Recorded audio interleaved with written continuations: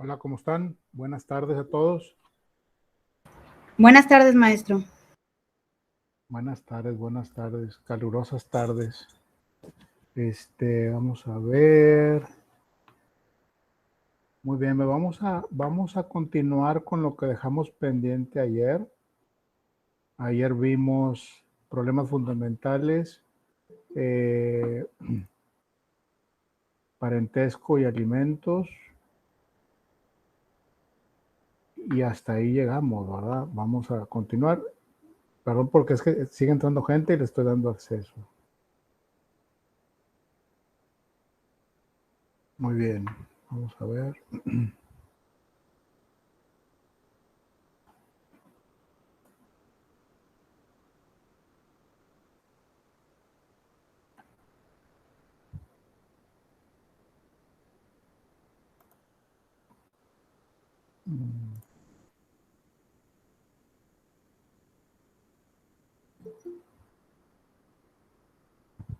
Voy aterrizando apenas. Ya se me hace que no llegaba.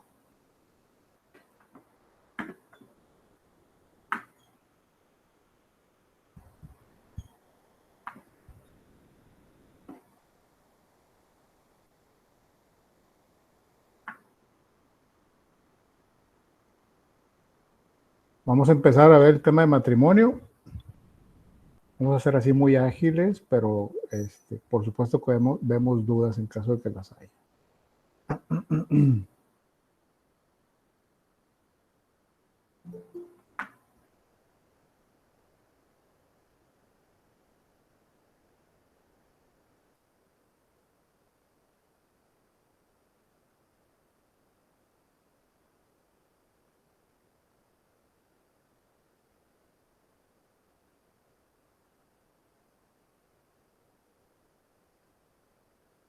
¿Y se mueve la pantalla?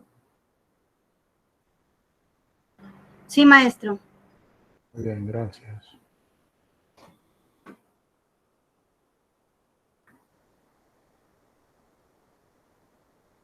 Además quiero checar algo.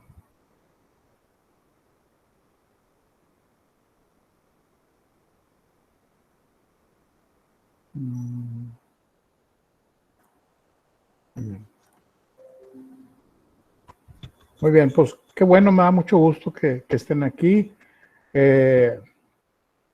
Los demás supongo que pues, no han podido, a ver si ahorita en el transcurso de la clase se van integrando. Ya, como les había dicho, esto ya es lo final. Estamos terminando el tetra, estamos terminando este periodo. Yo estoy muy contento porque he visto muy buenas tareas, en lo general, muy buenas tareas. Veo a la gente preocupada por hacerlas y que todo esté bien, los foros, etcétera. Entonces, vamos muy bien.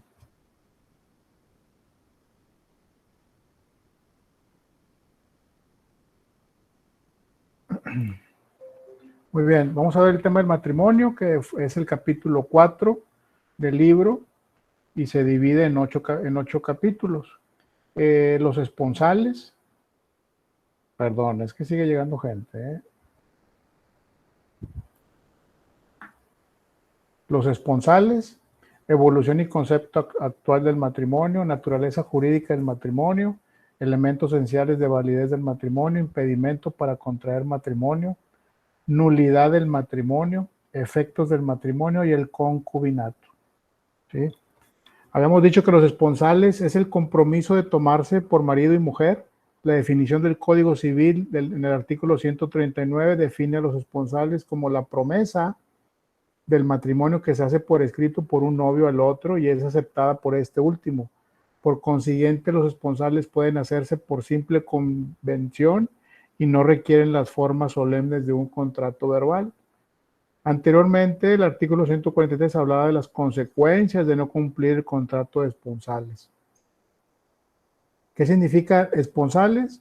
En otras palabras, es el compromiso, lo que le llamamos nosotros el compromiso. De ahí viene cuando dicen las parejas, estamos comprometidos, ¿sí? A casarse.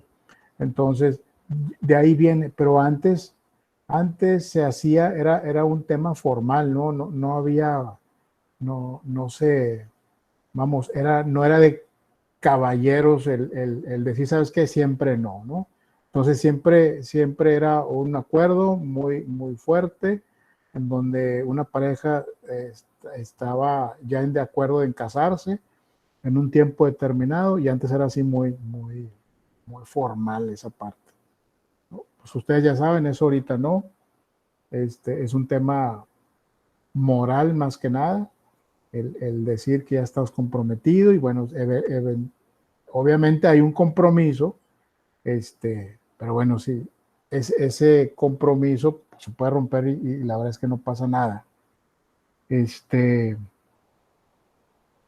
Entonces, así están las cosas. Yo recuerdo que había la posibilidad, y creo que todavía hay, si un matrimonio llega a no concluir, perdón, un compromiso o unos esponsales llegan a no casarse por alguna situación grave, por ejemplo, pueden ser miles de cosas, ¿no? Podía demandar una pareja al otro por daños y perjuicios, etcétera, ¿no? Yo creo que todavía se puede hacer. La verdad es que no lo he revisado si todavía sigue vigente eso. Pero en general tú puedes hacer eso por si alguien te difamó o afectó tus bienes o tu integridad, etcétera, tú puedes demandar a esa persona por esa situación. En cuanto a la evolución y concepto actual del matrimonio, dice, se afirma que el matrimonio constituye la base fundamental de todo derecho de familia. Para el derecho mexicano se ha modificado radicalmente este punto de vista, por lo que primero haremos referencia a la posición tradicional que formula Rugeiro en los siguientes términos. Dice, el matrimonio es institución fundamental del derecho familiar porque el concepto de familia reposa en el matrimonio como supuesto y base necesarios. De él derivan todas las relaciones, derechos y potestades, y cuando no hay matrimonio solo pueden surgir tales relaciones, derechos y potestades por benigna concesión, y aún así son estos de un orden inferior o meramente asimilados a los que el matrimonio genera. La unión del hombre y la mujer sin matrimonios es reprobada por el derecho y degradada a concubinato cuando la estima delito de adulterio o incesto. El hijo nacido en unión extramatrimonial es ilegítimo, etcétera. Ya habíamos leído esto y básicamente lo que está diciendo y lo que se pensaba antes, el matrimonio era como algo fuertísimo y si tú hacías vida fuera del matrimonio, pues era muy mal visto, ¿no? Entonces, por ejemplo, el concubinato era algo que se veía como algo, de acuerdo a lo que está diciendo aquí Rugeiro, algo que se veía mal, ¿sí? Ahora ya no, ahora ya es otra forma de unión nada más, ¿sí? Entonces, ¿pero por qué? Porque lo hemos comentado mucho. La familia como base fundamental de la sociedad, pero que precediera un matrimonio, ¿no? O sea, el matrimonio, la familia y todo así como en cadenita era, wow, lo máximo, ¿no? Y lo que estaba fuera de eso, pues era mal visto, ¿no? Pero fue tanto que, bueno, otra vez, lo que siempre les he dicho, el Estado tiene que ver, a ver, cómo le damos forma a esto, cómo lo encuadramos en un marco legal que pueda darle personalidad a esa situación, ¿no? Darle seguimiento y forma y un protocolo de cómo atenderlo, ¿verdad? Porque no podemos hacernos de la vista gorda, es una realidad y hay que darle contexto y forma, ¿verdad? Y plantarlo en la ley para que sea contemplado en algún momento dado que se requiera. Dice, el derecho mexicano a partir de la Ley de Relaciones Familiares del 9 de abril de 1917 se sustenta el criterio perfectamente humano de que la familia está fundada en el parentesco por consanguinidad y especialmente en las relaciones que origina la filiación tanto legítima como natural. Por lo tanto, el matrimonio desde ahí deja de ser el supuesto jurídico necesario para regular las relaciones jurídicas de paternidad, maternidad y patria potestad, ya que tanto los hijos naturales como los legítimos resultan equiparados a efecto de reconocerles en el código vigente los mismos derechos y someterlos a la potestad de sus progenitores. ¿Qué significa esto? Que a partir de esa fecha de 1917 se dice, ok, hay matrimonios, perdón, hay gente que tiene hijos fuera del matrimonio, no hay problema, se les va a dar, también tienen derechos, tienen obligaciones, igual que los que están casados, básicamente. Es a partir de esa fecha. Creo que eso lo promulgó, si mal no recuerdo, Venustiano Carranza, cuando estaba Venustiano Carranza. ¿Y a qué obedece eso? Bueno, pues que había mucha situación de esas, gente que se juntaba y tenía hijos fuera del matrimonio y estaban como que fuera de todo marco jurídico. Entonces, ¿sabes qué? Ya es demasiado, vamos a darles forma y personalidad jurídica a esa situación. Evolución sufrida en el concepto de matrimonio.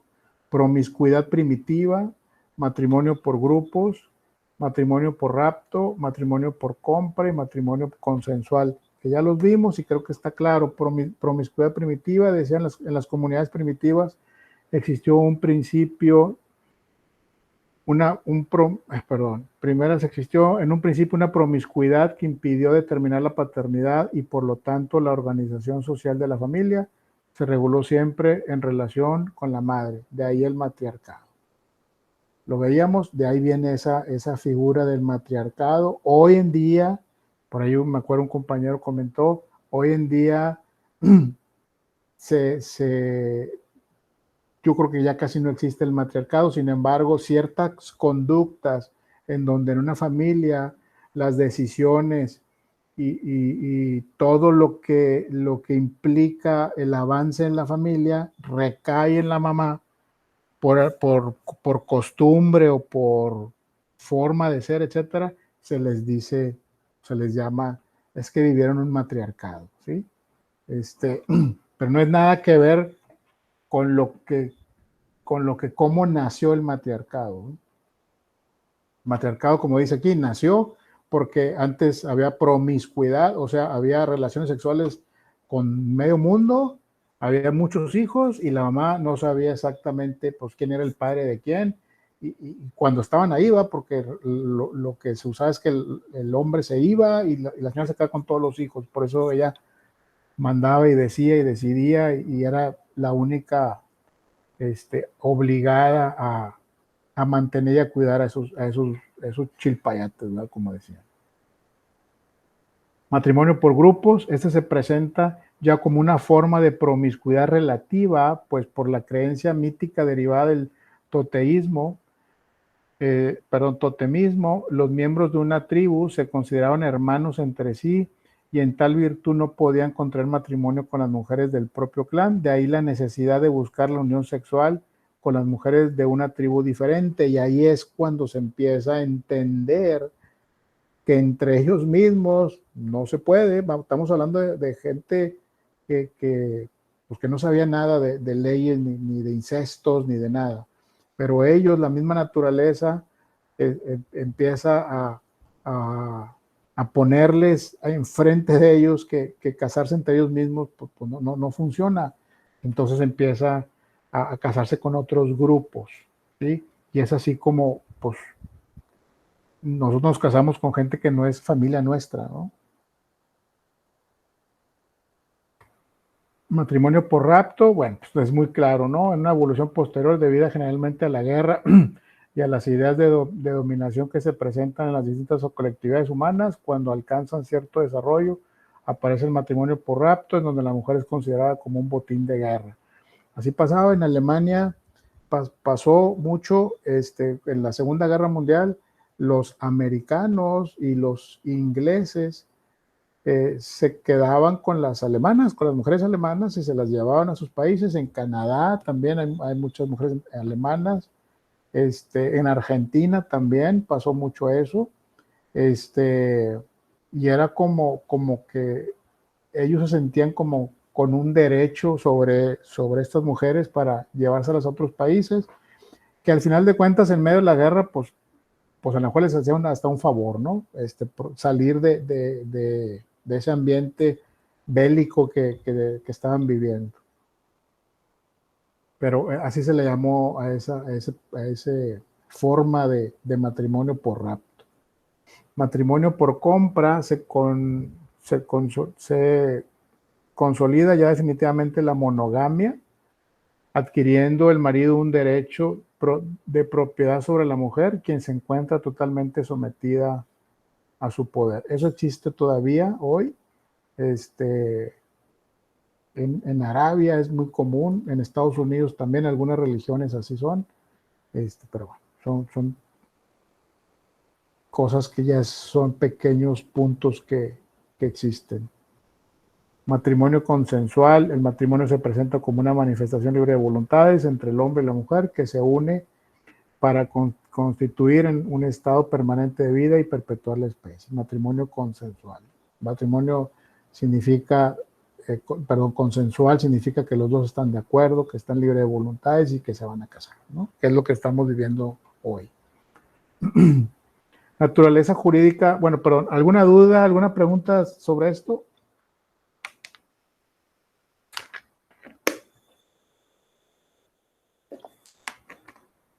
Bueno, continuamos. Naturaleza jurídica del matrimonio y sus diferentes puntos de vista. Como institución, como acto jurídico condición, como acto jurídico mixto, como contrato ordinario, como contrato de adhesión, como estado jurídico y como acto de poder estatal. Matrimonio como institución, en ese sentido, significa el conjunto de normas que rigen el matrimonio. El matrimonio es una institución porque está casi pudiéramos decir que es como una razón social, como si fuera una empresa, porque tiene y está bien fundamentado en una reglamentación perfecta, en un código, y por eso es como una institución porque está bien conformada, ¿sí? En la ley. El matrimonio como acto jurídico condición se define como el acto jurídico que tiene por objeto determinar la aplicación permanente de todo un estatuto de derecho a un individuo o a un conjunto de individuos para crear situaciones jurídicas concretas que constituyen un verdadero estado, por cuanto no se agotan por la realización de las mismas, sino que permiten su renovación continua. El matrimonio como acto jurídico mixto. Se distinguen en el derecho los actos jurídicos privados, los actos jurídicos públicos y los actos jurídicos mixtos.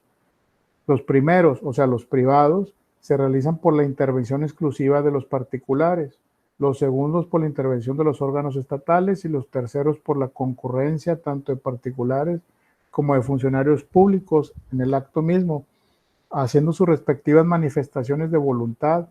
El matrimonio es un acto jurídico mixto. Sí entienden esta parte. Fíjense en el matrimonio, todos los entes que intervienen. Primero, los particulares, que es la pareja, ¿no? Que decide unirse en matrimonio. Es un acto jurídico privado, ¿sí? Dos particulares, según es lo que les decía, cuando dos particulares tienen relación de un contrato, cuando hay una compraventa, cuando compran una casa, cuando compran un carro, cuando sacan un crédito bancario, etcétera, son actos jurídicos privados. El decidir casarse ya es un acto jurídico privado, porque son dos particulares. Pero al momento de ya ir al matrimonio y firmar el matrimonio, todos están en la iglesia y todo, pero cuando van al tema civil, ¿qué pasa? Interviene los actos jurídicos públicos, porque ahí interviene el Estado, ¿sí? Ahí va un juez del registro civil, los casa y da legalidad a esa unión.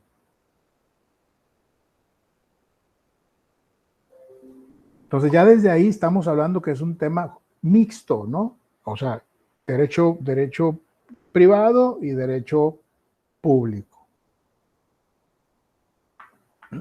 El matrimonio como un acto ordinario. Esta ha sido la tesis tradicional desde que se separó el matrimonio civil del religioso, pues tanto en el derecho positivo como en la doctrina se ha considerado fundamentalmente como un contrato en el cual existen todos los elementos esenciales de validez de dicho acto jurídico. Especialmente se invoca como razón el hecho de que los contrayentes deban manifestar su consentimiento ante el registro civil. Desde ese punto de vista, se considera el matrimonio como un contrato, porque estás manifestando tu voluntad sobre un acto jurídico lícito, bajo tu propia voluntad, nadie te está obligando. Entonces, desde ese punto de vista, por eso se dice que es un contrato. Separándolo del tema religioso, lo consideran así como un contrato. Y recuerden que vimos en esta presentación donde hay gente que no lo considera contrato, como nada más y nada menos que la Suprema Corte. Pero eso no le da validez, más o menos validez a esto. Es nomás, es como una opinión. Matrimonio como contrato de adhesión. Como una modalidad en la tesis contractual, se ha sostenido que el matrimonio participa de las características generales de los contratos de adhesión, toda vez que los consortes no son libres para estipular derechos y obligaciones, distintos de aquellos que imperativamente determina la ley. O sea, en un contrato de adhesión, tú pones en ese contrato cuáles son tus derechos y obligaciones.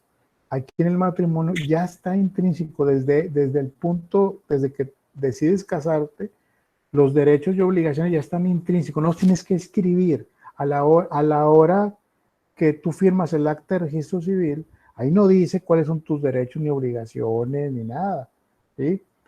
Ahí le está dando legalidad al acto, pero no dice, tienes que ser fiel, tienes que cuidar a tu esposa, tienes que cuidar a tus hijos, tienes que llevarlos a la escuela. Ahí no dice nada de eso. Perdón, es que sigue llegando gente.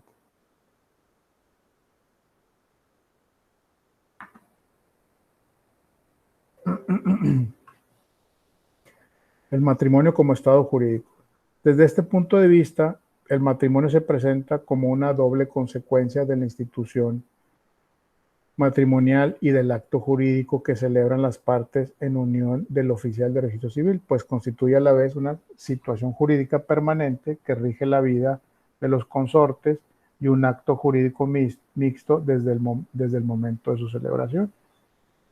Y aquí está el video donde habla un funcionario de la Suprema Corte donde dice que no considera a la Suprema Corte como un contrato. ¿Se acuerdan que lo vimos? No quiero ponerlo ahorita porque si no, no vamos a acabar. Pero ustedes lo pueden ver en la liga que ya está en el aula. En el tema de elementos esenciales de validez del matrimonio, de acuerdo a los artículos del Código Civil Federal, los elementos de validez se encuentran en el artículo 1795, 1798, 1812 y 1834. Siendo el matrimonio un acto jurídico, tiene los mismos elementos esenciales de validez que son los mismos elementos esenciales de validez de un contrato, que son la capacidad, ausencia de vicios en la voluntad. Capacidad se refiere a que eres mayor de edad, estás en pleno uso y goce de tus facultades mentales. En el número 2, ausencia de vicios de la voluntad, o sea que nadie te está obligando, nadie te está poniendo una pistola para que te cases, para que le firmes. Aunque bueno, hay unos que dicen que sí, pero bueno, es broma. Número 3, licitud en el objeto, fin o condición del acto, o sea, el matrimonio como un acto jurídico lícito, y la firma, ¿no? La firma que hace que testifica que ese acto se llevó a cabo.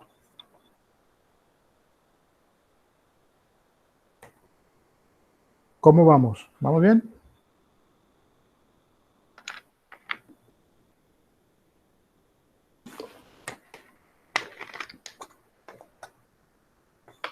Cuadro de requisitos. Dígame, ¿alguien iba a decir algo? No, todo bien, profe. Muy bien, cuadro de requisitos del matrimonio. De existencia, diferencia de sexo y unidad de personas. Consentimiento, afectio maritialis. Celebración, presencia de oficial de registro civil y 2 testigos. De validez, consentimiento libre y espontáneo, capacidad de las partes, formalidades. Por ejemplo, aquí dice consentimiento libre y espontáneo, que no haya error, que no esté a fuerza, que no sea por rapto, capacidad de las partes, que sean absolutos relativos, que no estén, si fueron casados, que estén divorciados. Aquí no dice, pero así es. Formalidades, pues que esté el juez de registro civil y que lee todo el acta y todo esto, es una formalidad.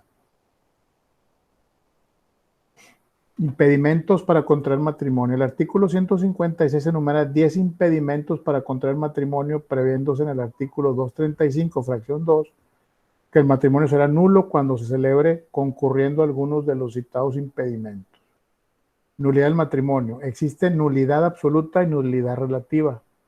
Se considera a la ilicitud en el acto jurídico, se sanciona con la nulidad absoluta, que se caracteriza como imprescriptible, inconfirmable y susceptible de intentarse por cualquier interesado.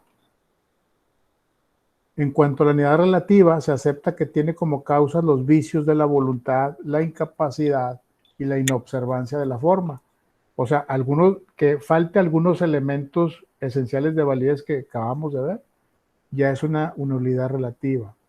Se le caracteriza en dicha doctrina clásica como prescriptible, confirmable y solo se concede la acción de la parte perjudicada.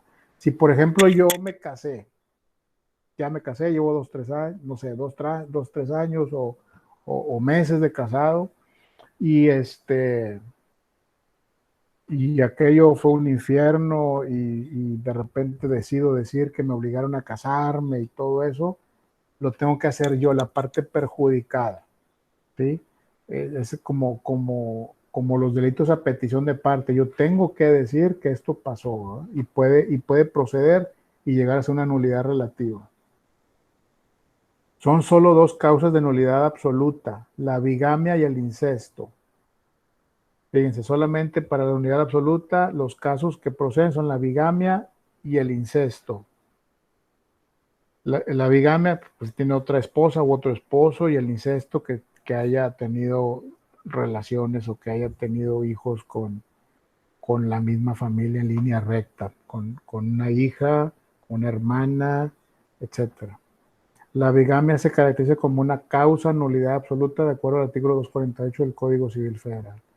El incesto, el parentesco de consanguinidad no dispensado anula el matrimonio. Por lo tanto, cuando se trate de un parentesco que no admita dispensa, ¿qué significa que no admita dispensa o no dispensado? Que no ha sido consentido, que no ha sido con permiso, que ha sido como a la fuerza y con engaños, como es el de la línea recta y el de la colateral hasta el segundo grado.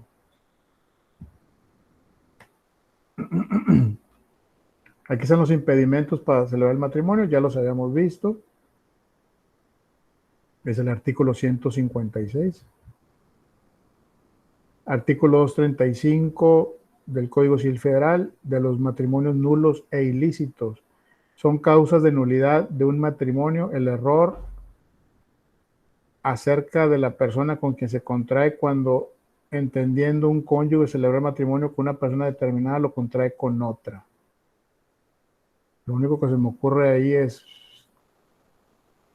que cuando alguien se casa con el cuate de otra persona, cuando son cuates y que los intercambiaron intencionalmente por alguna razón. Ya se me hace muy de película eso, pero si está aquí es porque pasa. Que el matrimonio se haya celebrado concurriendo algunos de los impedimentos enumerados en el artículo 156, que es lo que vimos ahorita, que se haya celebrado en contravención a lo dispuesto en los artículos 97, 98, 100, 102, 103, la falta de formalidad, etcétera, también que ya lo vimos. Efectos del matrimonio. O sea, a la hora de casarte, ya estás casado, ¿qué derechos y obligaciones tienes? ¿Qué efectos tiene? Se determinan desde 3 puntos de vista. Entre consortes, en relación con los hijos, o sea, ¿qué efectos tienen entre los cónyuges, ¿sí? ¿Qué efectos tiene entre cónyuges e hijos? ¿Y qué efecto tiene entre consortes, hijos y relación con los bienes? La casa, la quinta, los carros, etc. Entre consortes, derecho a la vida en común, con la obligación correlativa de la cohabitación, o sea, vivir los dos juntos, el derecho a la relación sexual, con el débito carnal correspondiente, el derecho a la fidelidad, con la obligación correlativa impuesta a cada uno de los esposos, el derecho y obligación de alimentos, con la facultad de exigir asistencia y ayuda mutua. Eso es entre consortes.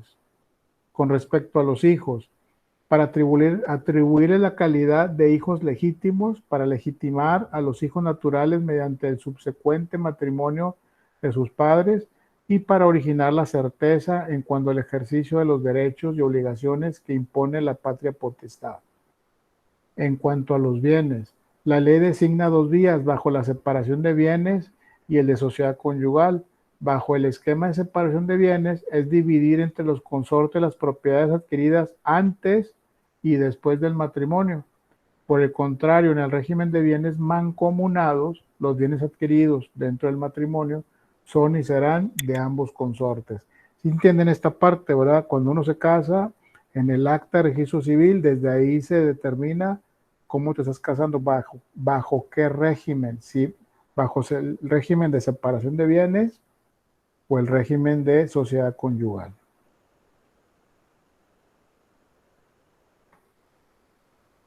Así como cuando se trata de parentesco de afinidad en línea directa, procede a considerar que existe nulidad absoluta de acuerdo al artículo 242 del Código Civil Federal. Efectos derivados de la nulidad del matrimonio en los cónyuges con relación a los hijos y con relación a los bienes, matrimonio putativo. El concubinato, pues aquí hay una persona que habla de concubinato, ya hemos hablado mucho de eso. No lo quiero poner porque si no, no terminamos. ¿Alguna duda, alguna pregunta hasta aquí? Porque pasamos a la siguiente.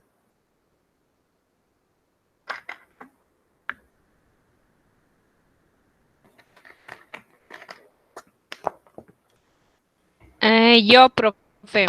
A ver, ¿te animaste? Sí, yo tengo una duda. A lo mejor es como lo que dice usted, que a lo mejor no es como que muy de película, pero lo que decía que los impedimentos para el matrimonio eran en relación a lo del incesto, algo así, Ajá. en línea directa, o sea, sería el padre con las hijas, alguna de las hijas, o la madre con alguno de los hijos, sí. Pero sería línea directa, o sea, pero sí se permitiría, por ejemplo, el tío o la tía con un sobrino, una sobrina. Sí hay, o también sería incesto. Si no hay dispensa, o sea, si no hay consentimiento, también. Ajá. Si hay consentimiento, puede pasar. Pero si no hay consentimiento... Porque en la... Sí, dígame. No, dígame. Porque en la religión católica sí lo permiten entre familiares de esas líneas. Sí. No directo, o sea, no madre con hijos, no padre con hijas. Sí.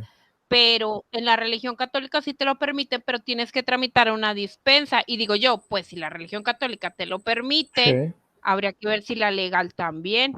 Mira, aquí venía, mira, déjate lo pongo.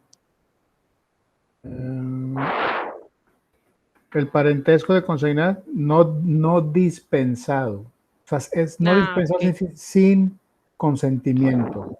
Anula el matrimonio. Oye, me casé con la prima o tuve relaciones con la prima, y fue a fuerza, pues entonces hay una nulidad ahí del matrimonio. Pero si está dispensado, hay consentimiento, se quieren, se enamoraron, etcétera, bueno, pues es otra cosa, ¿no? Ajá. Aquí dice, no dispensado. Ok, ya. ¿De acuerdo? Sí, profe. Ok. Sí, thank you. Al contrario. ¿Qué más? Maestro, buenas noches. Buenas noches. Yo tengo una duda. Por ejemplo, se casan dos personas por bienes mancomunados. Ajá. Pero si una de esas personas ya tenía bienes, esos no entran dentro del matrimonio. No, entran los bienes a partir del matrimonio. O que los que adquirió antes siguen siendo nada más de alguno de ellos. Así es, así es. Ah, ok, esa era mi duda. Gracias. Ok, al contrario. Bueno, pasamos a la siguiente, ¿no? La siguiente presentación. Sí, profe. Que es, según mal no recuerdo, es divorcio. Cerramos aquí.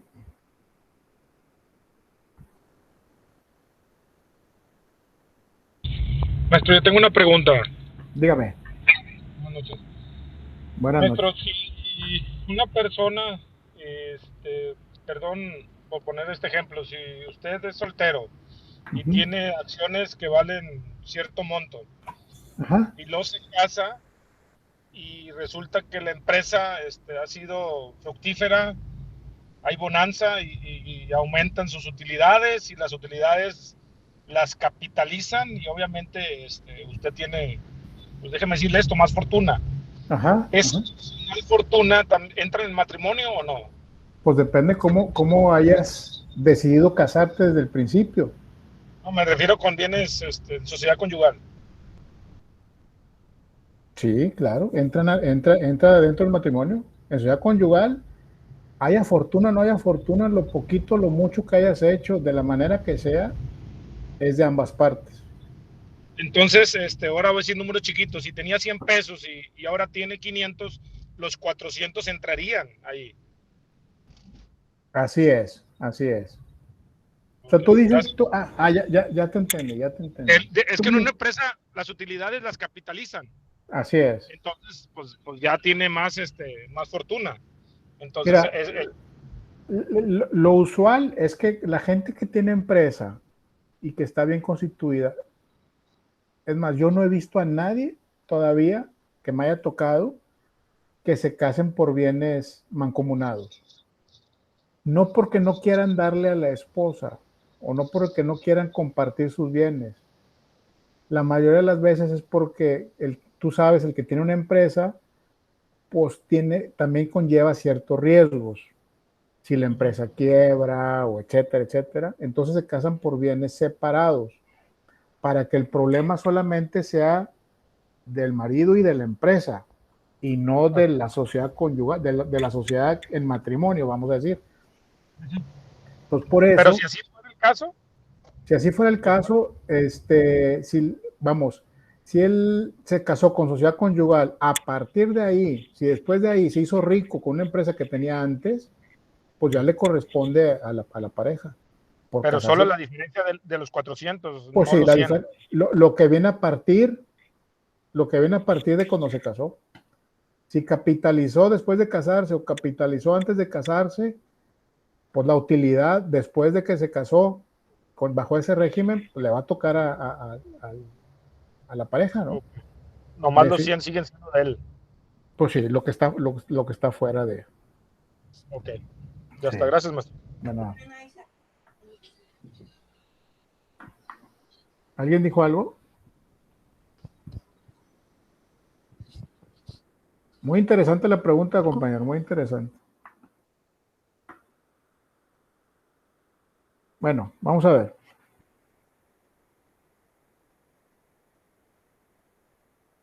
El título 5, el divorcio. Hablamos primero del matrimonio, ahora del divorcio.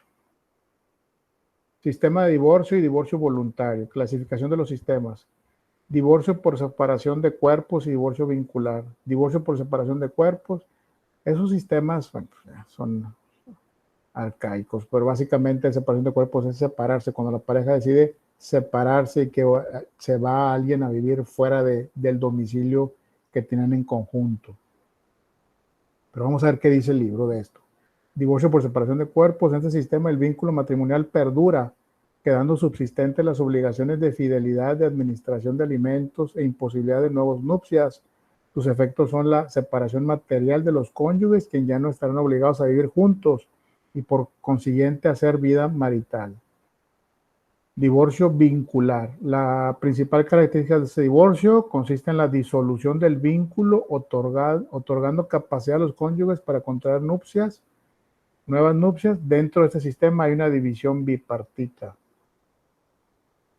Divorcio necesario se decreta por las causales señaladas en el artículo, fracciones 1 al 16 del artículo 267 del Código Civil vigente, que ya vimos que con el divorcio incausado, esas causales pues ya no tienen razón de ser. Divorcio voluntario por mutuo consentimiento. Ley sobre relaciones familiares. Otra vez esta ley, a partir de esta ley, expedida en 1917 por Venustiano Carranza, se logró el paso definitivo en materia de divorcio al estatuir que el matrimonio es un vínculo disoluble. Antes no, el matrimonio no se contemplaba que se podía terminar. Era para toda la vida. Y aquí ya a partir de esto hacen todos esos cambios y ya se considera el matrimonio como un vínculo disoluble y que por tanto el divorcio sí daba término a dicho vínculo, permitiendo a los divorciados celebrar nuevas nupcias. El Código Civil vigente en su artículo 266 reprodujo el artículo 75 de la Ley de Relaciones Familiares que dice: el divorcio disuelve el vínculo del matrimonio y deja a los cónyuges en aptitud de contraer otro. En nuestra legislación vigente se distinguen 4 formas distintas de divorcio: divorcio necesario, divorcio voluntario, separación de cuerpos y la introducción de un nuevo sistema de divorcio voluntario de tipo administrativo. El divorcio necesario tiene su origen en las causales señaladas en la fracción del 1 al 16 del artículo 267 que les mencionaba que ya no tienen razón de ser con esta nueva figura a partir del 2016 del divorcio incausado. Divorcio voluntario de tipo administrativo. Este divorcio facilita la forma debida la disolución del matrimonio por mutuo consentimiento, ya que llenándose ciertas formalidades que menciona el artículo 272, los consortes pueden acudir ante el registro civil para que se levante un acta que dé por terminado el matrimonio. Eso es básicamente 2 personas que se casaron, deciden divorciarse, no tienen hijos, no tienen bienes, o tienen hijos ya mayores de edad y los bienes ya están como separados, de acuerdo, van y se divorcian y se acabó y ahí se ve. El divorcio voluntario de tipo judicial que se decreta por sentencia dictada por el juez de lo civil o de primera instancia, la cual disolverá el vínculo matrimonial y la sociedad conyugal en caso de existir. El convenio de divorcio. En el artículo 273 dispone: una vez ratificada la voluntad de las partes en el divorcio, habrá que pasar al convenio de divorcio, es decir, que tengan hijos o bien que sean menores de edad o que tengan bienes comunes. Están obligados a presentar al juez el convenio de divorcio en que se fajarán los siguientes puntos: designación de la persona a quien sean confiados los hijos del matrimonio, el modo de subvenir a las necesidades de los hijos, tanto durante el procedimiento como después del divorcio, la casa que servirá de habitación a la mujer durante el procedimiento, la cantidad que a título de alimentos o un cónyuge deba pagar al otro durante el procedimiento, la forma en que debe dar, o sea, todo tiene que estar bien estipulado de qué es lo que va a pasar con cada cosa. Eso antes, acompañado con la intención de divorcio. Pero ¿qué pasaba? Si en este convenio no estaban de acuerdo las partes, esta intención, esta acción de divorcio no procedía hasta que este convenio o estos acuerdos estuvieran firmados y bien, vamos, ¿cómo puedo decir? Bien asentado lo que se va a hacer con los bienes y con los hijos. Esta acción de divorcio dependía de que eso estuviera bien, ¿sí? Ahora no. Ahora te divorcias con esto y luego arreglamos esto. O sea, lo podemos arreglar en paralelo, ¿sí? Y queda bien amarrado con el juez. Pero tú ya te divorciaste, ¿sí? Entonces, esa es la diferencia. Por eso antes, como no había acuerdo en este convenio, era difícil, la gente pues, no se puede divorciar y pasaban añales para que eso sucediera. Esa era la principal causa del por qué los divorcios iban por tanto tiempo. Aquí es un comparativo de las leyes de otros países de causales de divorcio. Que otra vez, con el divorcio incausado, pues esto ya no, pero esto sirve para ver en la historia cómo fue evolucionando y comparándonos en cuanto a causales de divorcio con otros países y otros códigos. Lo mismo, es un comparativo histórico del divorcio necesario en la legislación mexicana. Ahí lo pueden ver ustedes con detenimiento. Estudio comparativo histórico de divorcio necesario es otra parte de la tabla. Nos pasamos al estudio sistemático de las causas de divorcio, delitos causales de divorcio. Ya no hay delitos causales de divorcio, no hay un delito, el único delito era el adulterio, ya no es delito. No porque ya no quisieran, sino porque generaba problemas mayores. Al comprobarse el adulterio, que generalmente le tocaba al hombre, si procedía la denuncia por adulterio y el delito por adulterio, al meter a la cárcel al hombre, pues cómo hacía frente al proceso de divorcio. Es causal de divorcio, sí, y también es delito, y te meto a la cárcel, por ejemplo, si procedió. Pero ¿y luego cómo enfrentas esto? Entonces, por eso quitaron delito y lo dejaron nomás como causal fuerte de divorcio. Pero ahora existe el divorcio incausado, que ya no tienes que poner en la mesa por qué te estás divorciando. Simplemente me quiero divorciar y se acabó. Pero bueno, vale la pena señalarlos porque nos damos cuenta cómo vamos evolucionando, cómo vamos siendo más eficientes y buscando que también la ley sea más expedita y más clara. Actos del marido para prostituir a su esposa como causales que eran delitos, incitación a la violencia hechas de un cónyuge al otro para cometer un delito, actos inmorales de un cónyuge para corromper a sus hijos o a los del otro cónyuge, sevicia o amenazas o injurias graves, acusación calumniosa hecha por un cónyuge contra el otro, delito cometido por un cónyuge en contra de un tercero. Enumeración de las características de la acción de divorcio. Es una acción sujeta a caducidad. Es personalísima. Se extingue por la reconciliación o perdón. Es susceptible de renuncia o desistimiento. Se extingue por la muerte de cualquiera de los cónyuges antes de ser ejercitada o durante el juicio. El Código Civil Federal menciona los motivos de extinción, artículos 278, 279 y 280. O sea, básicamente es una acción sujeta a caducidad. Tú le inicias el proceso de divorcio, pasa un determinado tiempo, si no haces nada, si nomás ingresaste la documentación y no hiciste nada, ya no metiste ningún escrito, ya no continuaste con ese proceso, ya se caduca la acción. ¿Sí? Es personalísima, la tienes que hacer tú o a través de un representante. Se extingue por la reconciliación o perdón, está muy claro, se arreglaron, la pareja se arregló, ya no le siguieron, bueno, pues ahí se extingue por eso. Es susceptible de renuncia o desistimiento. Se extingue por la muerte de cualquiera de los cónyuges, esto está muy claro. Caducidad de la acción de divorcio. Por caducidad se entiende en el derecho de la extinción de una acción, de una facultad jurídica o de una obligación por el transcurso del tiempo que determina una ley, sin que se pueda evitar esa extinción, interrumpiendo el plazo o suspendiéndolo. Carácter de personalísimo de la acción del divorcio. Se entiende por acción personalísima aquella que solo puede intentarse exclusivamente por la persona facultada por la ley. La acción de divorcio se extingue por reconciliación o por perdón expresa o tácita. Los artículos 279 y 280 del Código Civil vigente lo estatuyen.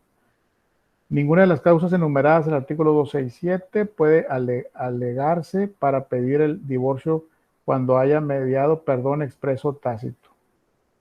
La acción del divorcio puede ser objeto de renuncia o desistimiento. Solo se puede renunciar a las causas de divorcio ya consumadas. La acción de divorcio se extingue con la muerte de cualquiera de los cónyuges. La acción de divorcio solo se otorga al cónyuge que no dio causa al mismo.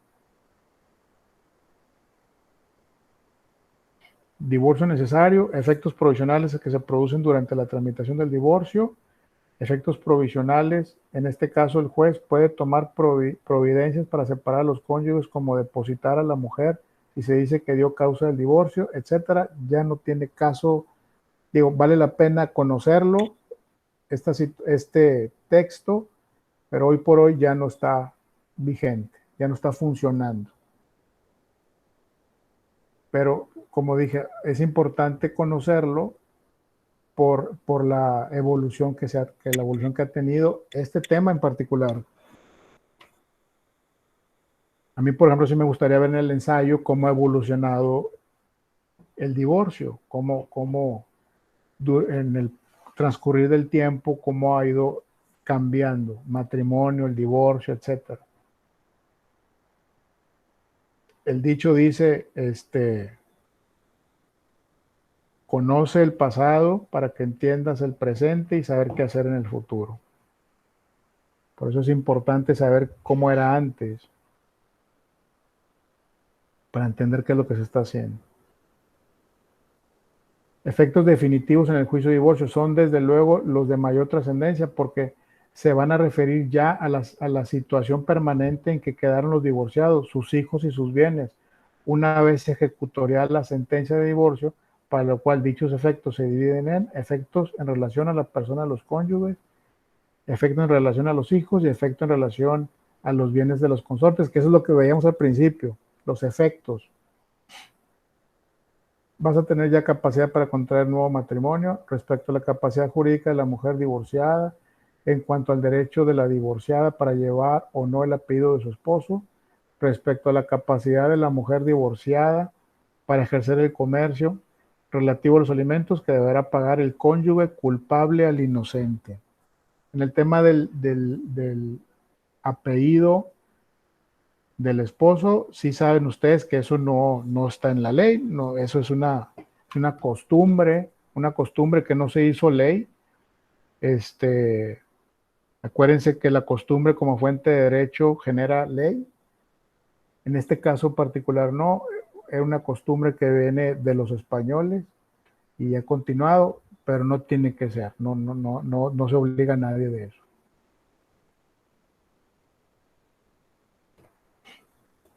El divorcio en relación con los problemas fundamentales del derecho familiar. La idea de este capítulo es determinar cómo impacta el divorcio en lo político, en lo ético o moral, el sociológico y lo religioso. Eso lo vimos en los problemas fundamentales del derecho familiar, lo vimos antes del capítulo de matrimonio. En lo político consiste en determinar si el Estado debe tener una injerencia continua en las relaciones del derecho familiar. Claro que tiene que tener una injerencia, el Estado regula cuando la gente se divorcia, regula cuál es el procedimiento, a quién hay que cuidar, todas las prerrogativas que marca la ley, pues las pone el Estado, ¿sí? Entonces, forzosamente tiene que intervenir el Estado. En lo ético, el problema ético del derecho familiar, con el caso específico del divorcio, partiendo de que el derecho familiar representa un máximo ético, tal parece que el divorcio implica una solución contraria a los principios morales y así es como se le ha considerado. Se ha pensado que el divorcio fomenta la inmoralidad en las relaciones familiares y que viene a constituir un principio de disolución de la familia misma, para a su vez motivar después la corrupción de los hijos. Entonces, pues, aunque el divorcio se genera como una solución, como una salida al matrimonio que finalmente no funcionó, no deja de considerarse como un acto en el que no promueve la unión familiar, ¿sí? Entonces, aunque a veces es mejor, ¿verdad? Pasa que a veces la familia está mejor cuando se divorcia. Pero bueno, en sentido amplio y en sentido estricto, eso es lo que se piensa.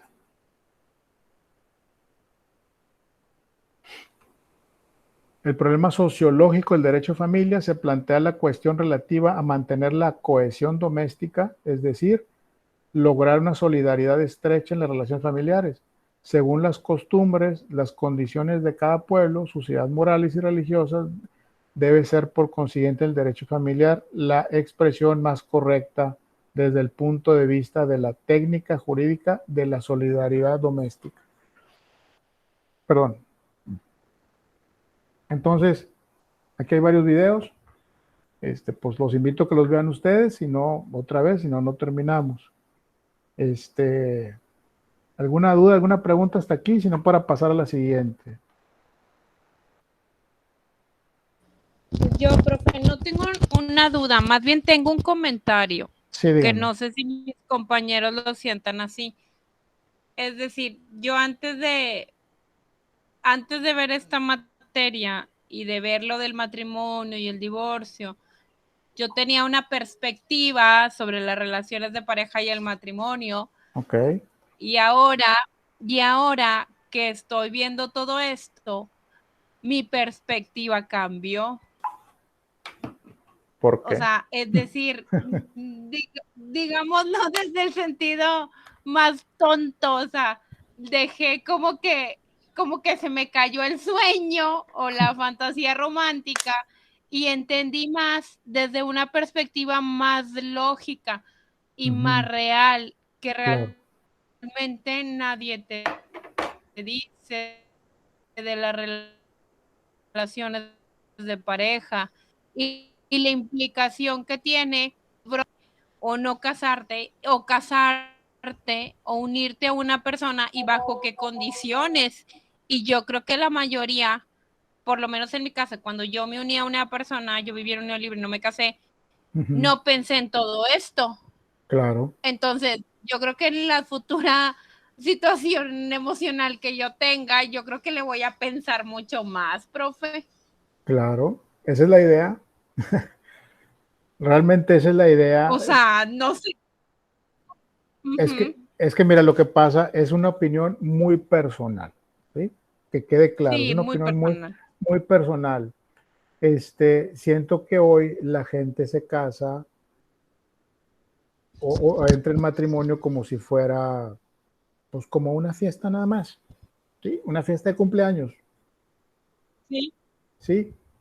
Porque tienen como, siempre mantienen como un pie afuera. Si no funciona, me divorcio. Si no funciona, me divorcio. Entonces siempre van como con esa opción, ¿sí? Muy fuerte de que si no funciona, me divorcio. Entonces, eso ha provocado que el matrimonio pues vaya perdiendo fuerza. Esa es la realidad de las cosas. O es una opinión muy personal.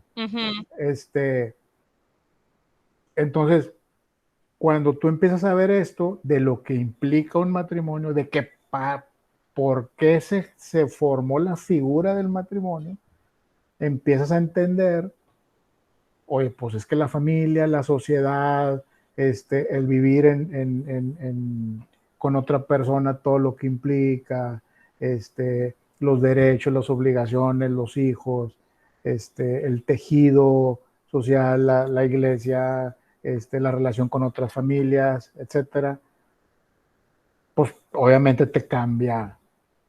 O sea, yo creo que mucha gente va al matrimonio. Hoy en día los jóvenes, los muy jóvenes van al matrimonio, no todos, sin saber nada de esto.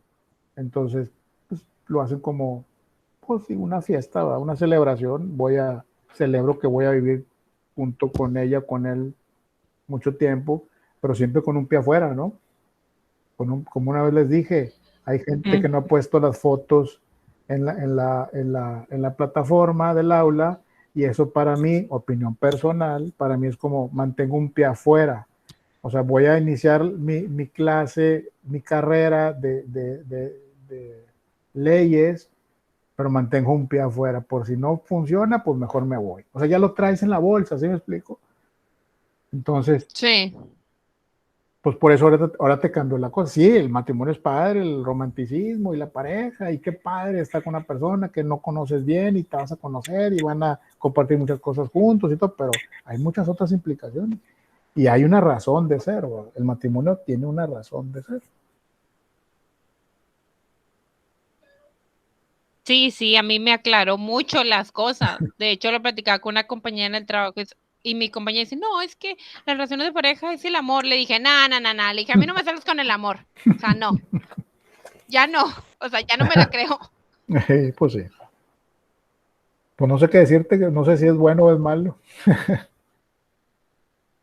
Pues es que al final de cuentas tiene muchas implicaciones más allá de una emoción o un sentimiento. Así es, así es. Eso es lo que te Y hay lleva que contemplarlas. pero hay que saber todo lo que implica. Muy, Ujú. pues así es, compañera. Continuamos con la otra. Con eso, Pues yo creo que sí, profe. si con eso terminamos esta. Falta una.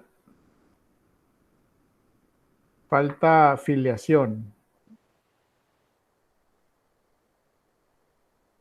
Digo, si alguien ya se tiene que ir, bueno, pues qué pena, ¿verdad? Pero aquí nos falta otra. Si alguien se tiene que ir, lo entiendo perfecto. No pasa nada.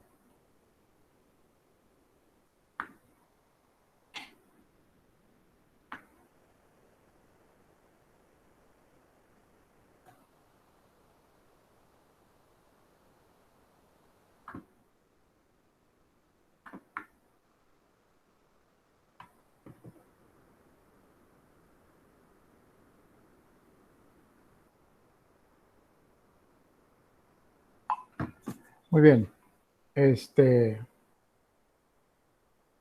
Filiación, ¿se acuerdan que les decía que filiación significa hijo?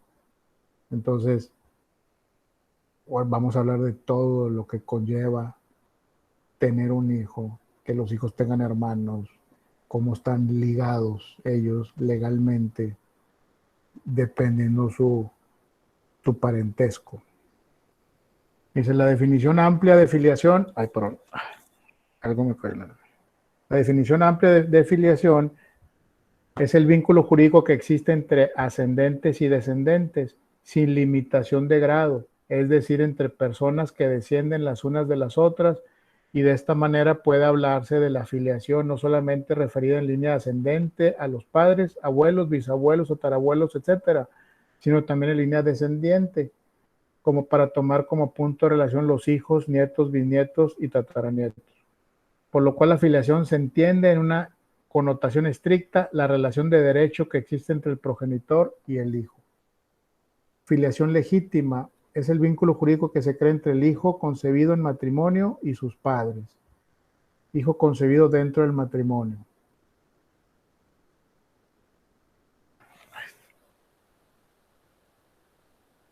Filiación natural. Acuérdense, filiación legítima, hijo concebido dentro del matrimonio. Filiación natural es la que corresponde al hijo que fue concebido fuera de matrimonio, haciéndose importante el momento de la concepción. Hay diferentes formas de filiación natural: la simple, la adulterina y la incestuosa. La filiación natural simple es aquella que corresponde al hijo concebido cuando su madre no se había unido en matrimonio, pero pudo legalmente celebrarlo con el padre. Se embarazó antes del matrimonio, se embarazaron cuando eran novios y luego se casaron. Ahí no hay tema, ¿sí? La filiación natural adulterina es cuando el hijo es concebido por la madre estando unida en matrimonio y el padre es distinto del marido.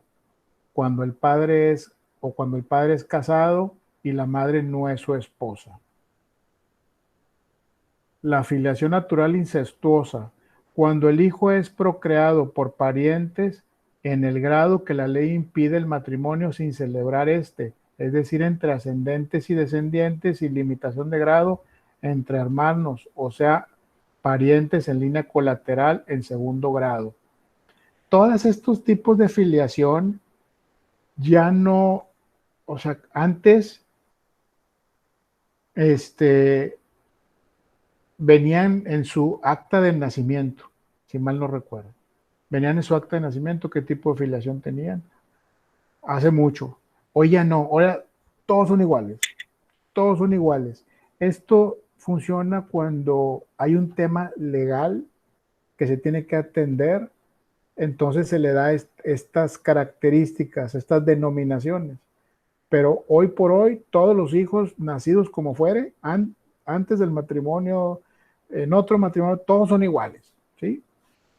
Yo para que lo tengan claro esa parte. Filiación legitimada. Además de la filiación legítima y la natural, existe la legitimada, que es aquella que corresponde a los hijos que, habiendo sido concebidos antes del matrimonio de sus padres, nacen durante él o estos lo reconocen antes de celebrarlo, durante el mismo o posteriormente a su celebración.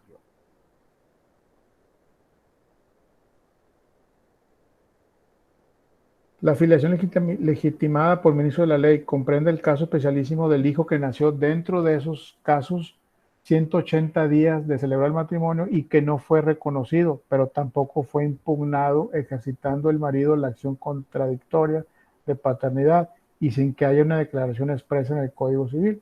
O sea, la filiación legitimada por ministro de ley es cuando no lo quieren reconocer, el papá no lo quiere reconocer, entonces, de acuerdo a una serie de protocolos que sigue el juez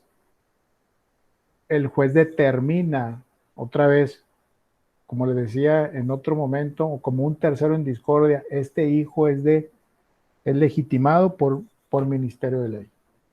Y ¡zas! Aquí está. Y ya no hay nada que hacer. De la filiación legítima en general. Prueba de la filiación legítima en cuanto a la madre resulta siempre de dos hechos susceptibles de prueba directa. El acta de nacimiento como prueba fehaciente, irrefutable, es la prueba perfecta de la maternidad, que quedará constituida por el acta de nacimiento unida a la del matrimonio. Identificación del hijo. El segundo elemento para acreditar la filiación legítima relativo a la identificación del hijo es en ocasiones más difícil de prueba, pero dependerá, por ejemplo, del medio social. ¿Medio social a qué se refiere? A los testigos, ¿sí? A todo lo que hay alrededor de ellos. Alcance de la prueba testimonial en cuanto a la filiación legítima, en cuanto al acta de nacimiento, es un título perfecto para el hijo legítimo, no solo frente a la madre, sino también respecto a su marido, y además con un alcance absoluto oponible en todo el mundo.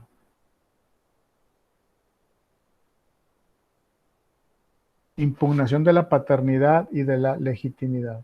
Hijos nacidos dentro de los 180 días de celebrado el matrimonio, los hijos de la esposa que nacieren dentro de los 180 días siguientes a la celebración del matrimonio y no tienen la presunción de legitimidad, pero quedan legitimados de pleno derecho en virtud del matrimonio de sus padres, siempre y cuando no ejercite el marido la acción contradictoria de paternidad. Les platicaba yo, me acuerdo de un caso, hay unos conocidos que tenemos nosotros, mi esposa y yo, donde el esposo tiene la duda de uno de sus hijos, si es de él o no, pero es una muchacha, ya tiene 23 años, no más, pero él siempre ha traído esa duda. La quiere como una hija, le digo, bueno, ya si te das cuenta que va a hacer, no, nada, nomás quiero saber. Como que últimamente ha sido muy fuerte esa inquietud que trae, pero bueno, a esa edad ya no se puede hacer nada, pero el saber la verdad da tranquilidad. Bueno, hijos nacidos después de 180 días después de celebrar el matrimonio. En cuanto a los hijos nacidos después de los 180 días de celebrar el matrimonio, su petición de legitimidad es muy fuerte, es casi absoluta. Pruebas de la filiación legítima, preceptos aplicables para ese tema, artículos 340, 41 y 43. Acciones de reclamación de estado de hijo legítimo. Digo, aquí nos vamos al código, pero pues quiero que ustedes lo hagan. Pues si no, no acabamos. Casos en los que procede la acción de estado de hijo legítimo. Esta se presenta en los siguientes casos. Casos en los que procede la acción de estado de hijo legítimo. Esto se presenta en los siguientes casos. Cuando falta al hijo el acta de nacimiento y además no tiene posesión de estado. Cuando falta el acta de nacimiento, pero el hijo sí tiene posesión de estado. ¿Se acuerdan lo que era posesión de estado? ¿Alguien me puede decir? ¿Se acuerda?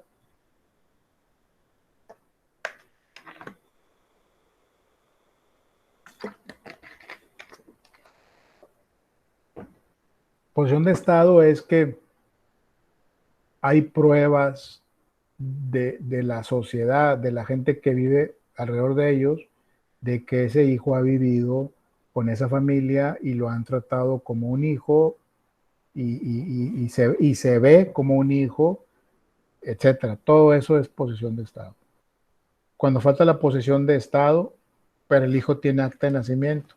Cuando hay contradicción entre el acta de nacimiento y la posesión de estado. Características de la reclamación de estado, de la acción de reclamación de estado. Es una relación imprescriptible para el hijo. O sea, el hijo la puede hacer en cualquier momento, nunca prescribe. Y sus descendientes, y prescriptible para sus demás herederos, acreedores o donatarios. Es personalísima durante la vida del hijo, pero transmisible por herencia y susceptible por ser intentada incluso por sus acreedores, legatarios o donatarios a su muerte. No puede ser objeto de transacción. ¿Vamos bien, compañeros, o me regreso?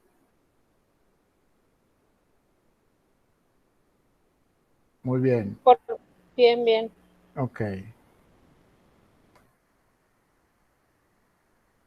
Es un paréntesis, en una demanda, cuando alguien lo demanda, por ejemplo, en un juicio ejecutivo mercantil o en una demanda laboral, cuando les preguntan, cuando son demandados por algo, por un trabajador de ustedes, o por un contrato que no cumplieron, por un tema de crédito, si ustedes no contestan esa demanda, significa que ustedes están aceptando todo lo que les están diciendo.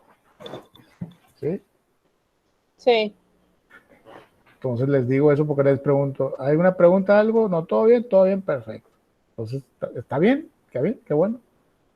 Sí, así vi yo un caso, profe, de un conflicto de un hotel contra el gobierno de Escobedo. El gobierno de Escobedo ignoró, el hotel se fue hasta el contencioso administrativo y como el municipio nunca contestó nada si debía o no construirse prácticamente se iba a construir un motel a un lado de un fraccionamiento. Okay.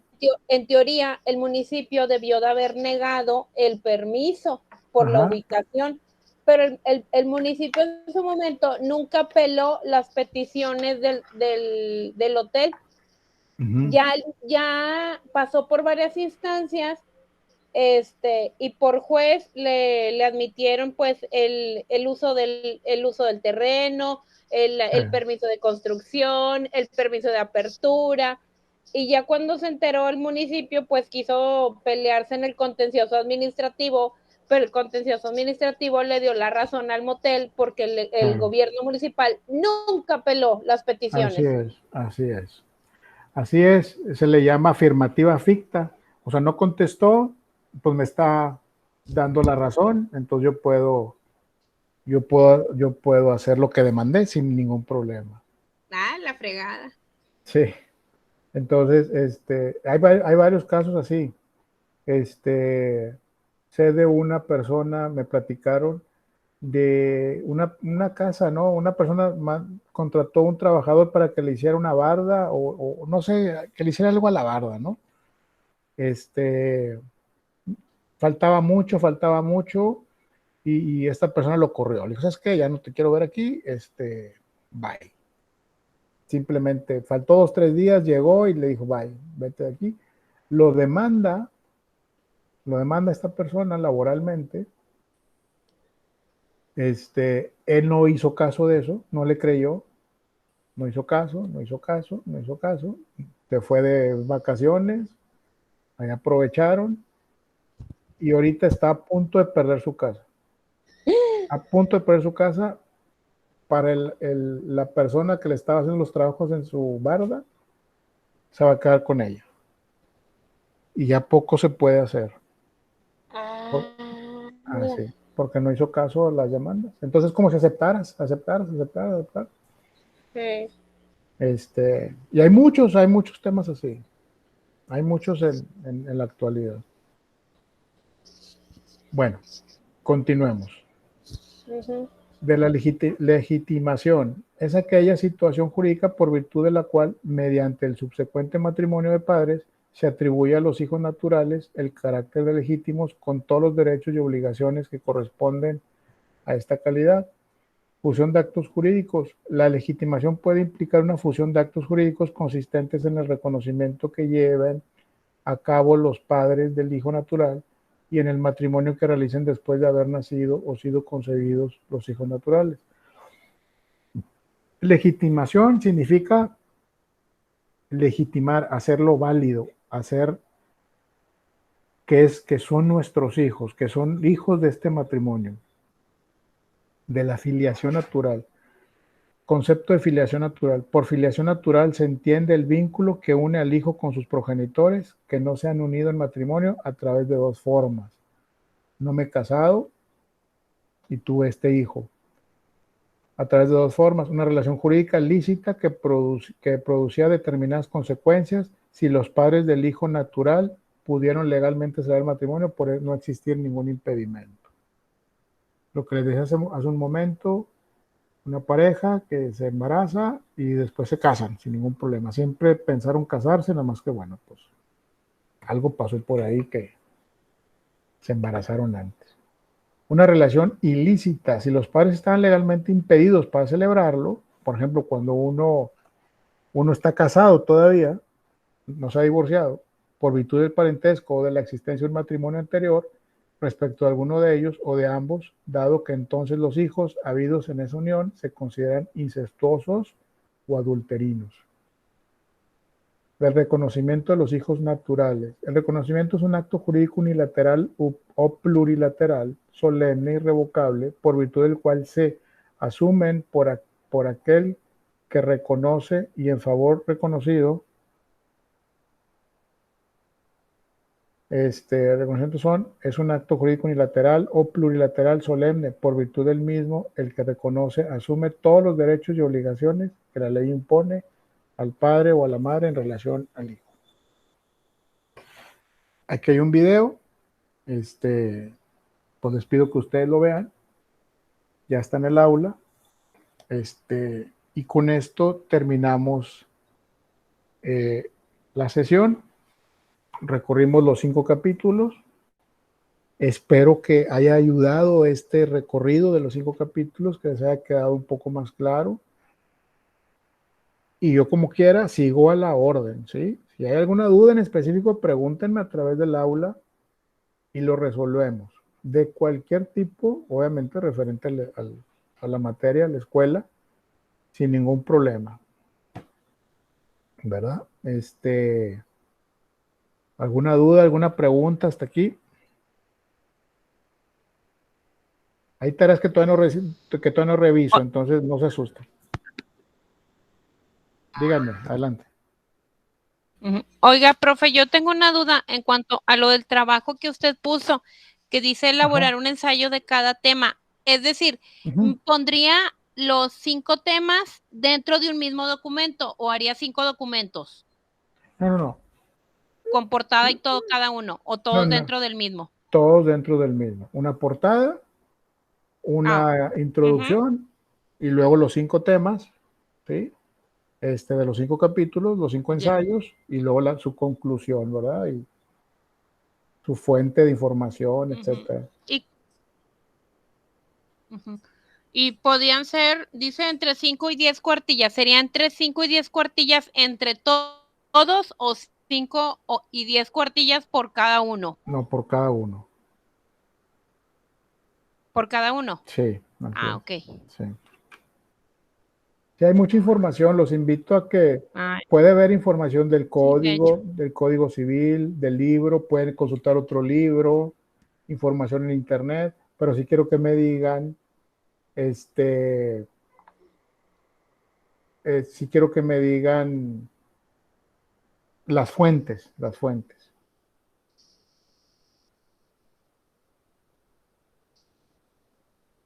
A ver, compañera, volviendo al tema de las cuartillas, les puse entre 5 y 15 cuartillas, ¿verdad?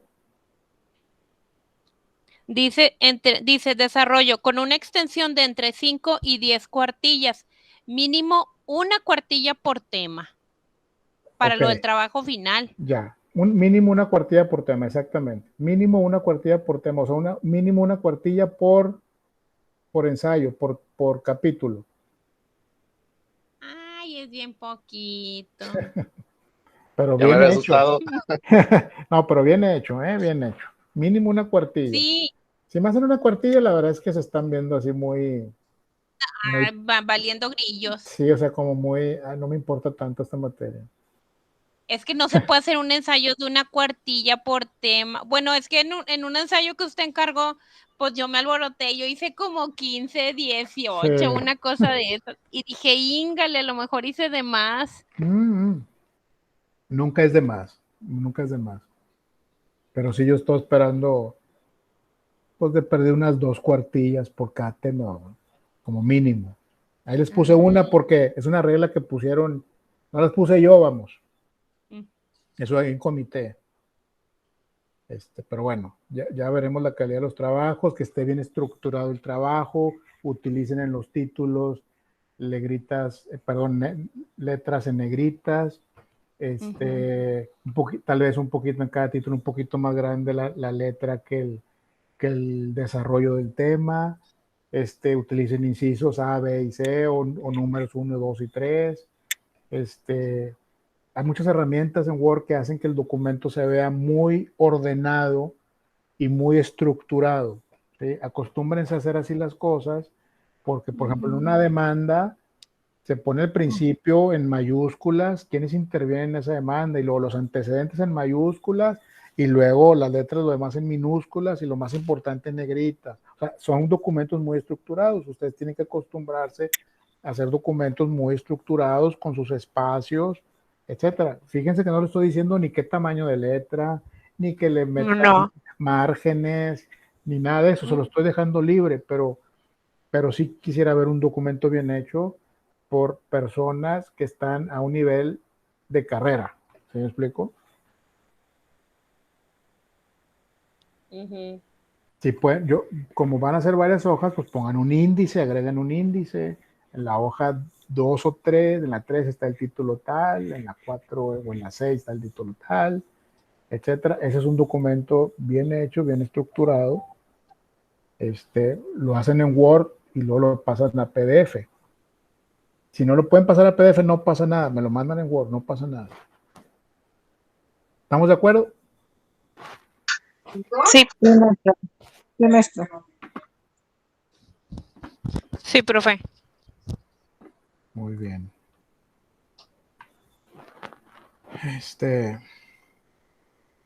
Bueno, pues, como les digo, me reitero a la orden. Cualquier cosa, cualquier duda, yo estoy muy al pendiente. Todos los días trato de ver el aula en las mañanas y ya por la tarde noche. A veces ya no me alcanza en la noche, pero todas las mañanas es de a fuerza de que veo qué está pasando. ¿De acuerdo? Sí, profe. Muchas gracias, profe. Al contrario, que pasen buenas noches y mucha suerte. Igualmente, gracias. Gracias. Igualmente, que descanse. Igualmente, Gracias, que profe. estén. Gracias a todos. Que descanse, profe. Gracias, igualmente. Igual, buenas noches. Buenas Sí, noches. pues ahí si me atoro en algo, pues ahí le pongo gorro, profe. Claro, por supuesto, para eso estoy. Gracias.